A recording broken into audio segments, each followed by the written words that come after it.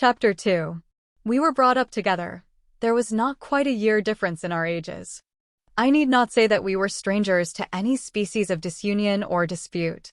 Harmony was the soul of our companionship, and the diversity and contrast that subsisted in our characters drew us nearer together.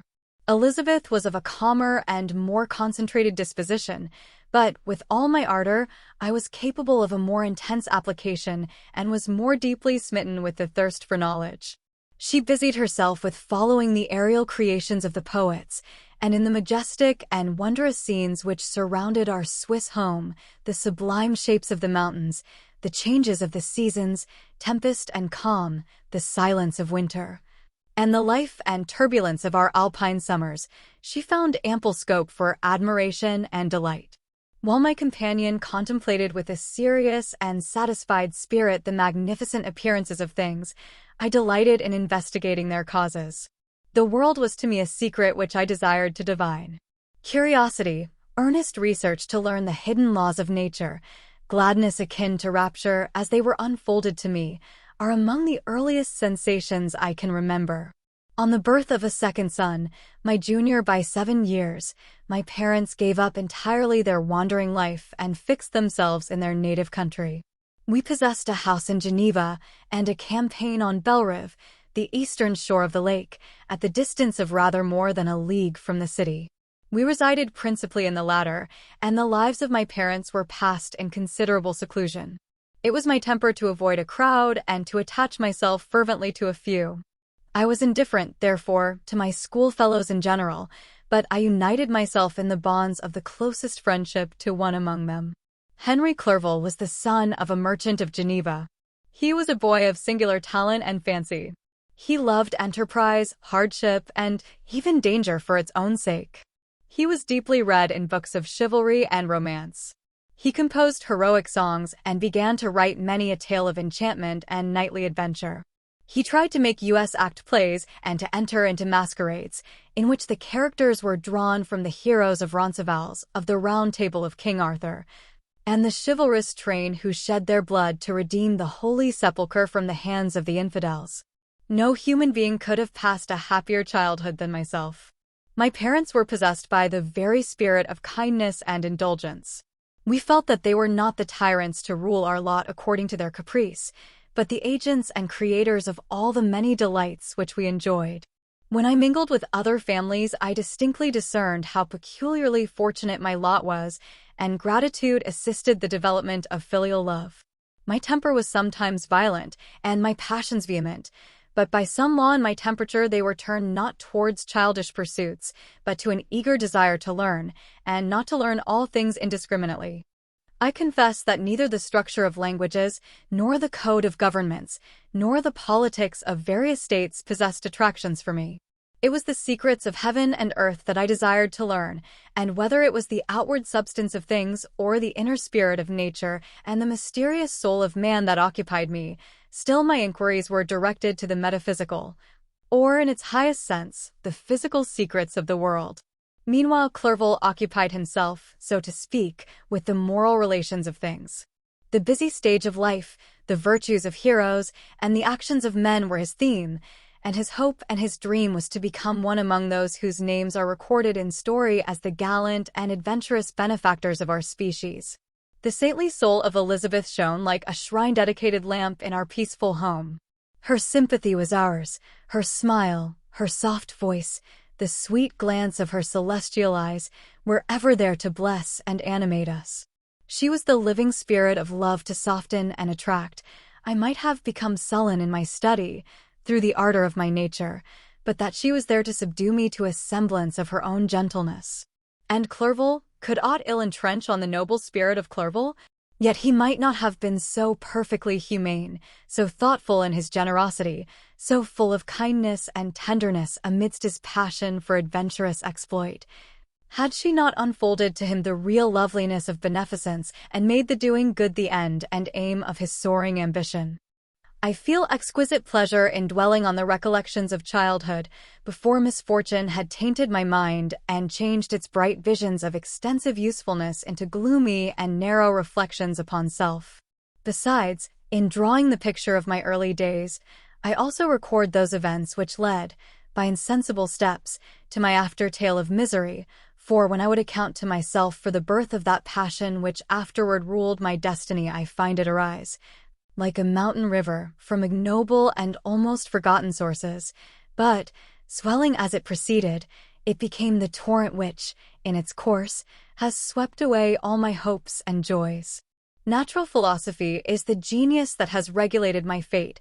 I desire, therefore, in this narration, to state those facts which led to my predilection for that science. When I was 13 years of age, we all went on a party of pleasure to the baths near the Onon. The inclemency of the weather obliged us to remain a day confined to the inn. In this house I chanced to find a volume of the works of Cornelius Agrippa. I opened it with apathy.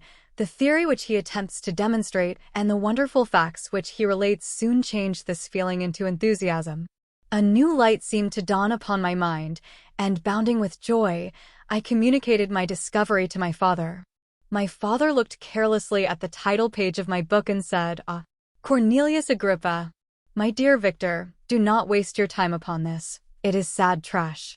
If, instead of this remark, my father had taken the pains to explain to me that the principles of Agrippa had been entirely exploded, and that a modern system of science had been introduced which possessed much greater powers than the ancient, because the powers of the latter were chimerical, while those of the former were real and practical, under such circumstances I should certainly have thrown Agrippa aside, and have contented my imagination, warmed as it was, by returning with greater ardor to my former studies. It is even possible that the train of my ideas would never have received the fatal impulse that led to my ruin. But the cursory glance my father had taken of my volume by no means assured me that he was acquainted with its contents, and I continued to read with the greatest avidity. When I returned home, my first care was to procure the whole works of this author, and afterwards of Paracelsus and Albertus Magnus. I read and studied the wild fancies of these writers with delight. They appeared to me treasures known to few besides myself. I have described myself as always having been imbued with a fervent longing to penetrate the secrets of nature.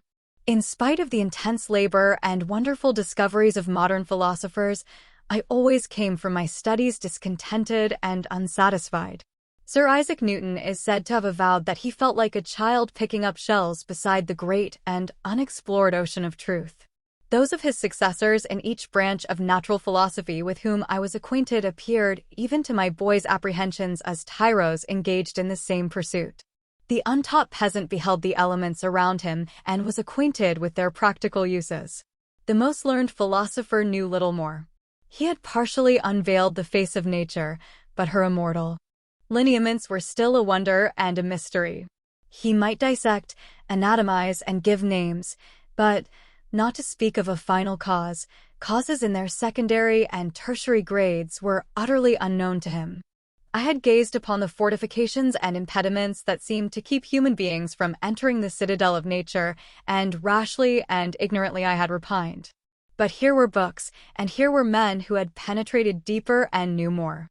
I took their word for all that they averred, and I became their disciple.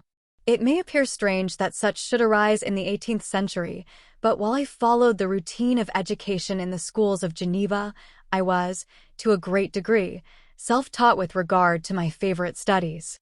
My father was not scientific, and I was left to struggle with a child's blindness, added to a student's thirst for knowledge. Under the guidance of my new preceptors, I entered with the greatest diligence into the search of the philosopher's stone and the elixir of life, but the latter soon obtained my undivided attention. Wealth was an inferior object, but what glory would attend the discovery if I could banish disease from the human frame and render man invulnerable to any but a violent death? Nor were these my only visions. The raising of ghosts or devils was a promise liberally accorded by my favorite authors, the fulfillment of which I most eagerly sought, and if my incantations were always unsuccessful, I attributed the failure rather to my own inexperience and mistake than to a want of skill or fidelity in my instructors. And thus for a time I was occupied by exploded systems, mingling, like an unadept, 1,000 contradictory theories and floundering desperately in a very slough of multifarious knowledge, guided by an ardent imagination and childish reasoning, till an accident again changed the current of my ideas. When I was about 15 years old, we had retired to our house near Belrive when we witnessed a most violent and terrible thunderstorm. It advanced from behind the mountains of Jura, and the thunder burst at once with frightful loudness from various quarters of the heavens. I remained, while the storm lasted, watching its progress with curiosity and delight. As I stood at the door, on a sudden I beheld a stream of fire issue from an old and beautiful oak which stood about 20 yards from our house, and so soon as the dazzling light vanished, the oak had disappeared, and nothing remained but a blasted stump. When we visited it the next morning, we found the tree shattered in a singular manner. It was not splintered by the shock, but entirely reduced to thin ribbons of wood. I never beheld anything so utterly destroyed. Before this, I was not unacquainted with the more obvious laws of electricity. On this occasion, a man of great research in natural philosophy was with us, and excited by this catastrophe, he entered on the explanation of a theory which he had formed on the subject of electricity and galvanism, which was at once new and astonishing to me. All that he said threw greatly into the shade Cornelius Agrippa, Albertus Magnus, and Paracelsus, the lords of my imagination, but by some fatality the overthrow of these men disinclined me to pursue my accustomed studies. It seemed to me as if nothing would or could ever be known. All that had so long engaged my attention suddenly grew despicable. By one of those caprices of the mind which we are perhaps most subject to in early youth, I at once gave up my former occupations, set down natural history and all its progeny as a deformed and abortive creation, and entertained the greatest disdain for a would-be science which could never even step within the threshold of real knowledge. In this mood of mind, I betook myself to the mathematics and the branches of study appertaining to that science as being built upon secure foundations and so worthy of my consideration. Thus strangely are souls constructed, and by such slight ligaments are we bound to prosperity or ruin. When I look back, it seems to me as if this almost miraculous change of inclination and will was the immediate suggestion of the guardian angel of my life, the last effort made by the spirit of preservation to avert the storm that was even then hanging in the stars and ready to envelop me. Her victory was announced by an unusual tranquility and gladness of soul which followed the relinquishing of my ancient and latterly tormenting studies. It was thus that I was to be taught to associate evil with their prosecution, happiness with their disregard. It was a strong effort of the spirit of good, but it was ineffectual. Destiny was too potent, and her immutable laws had decreed my utter and terrible destruction.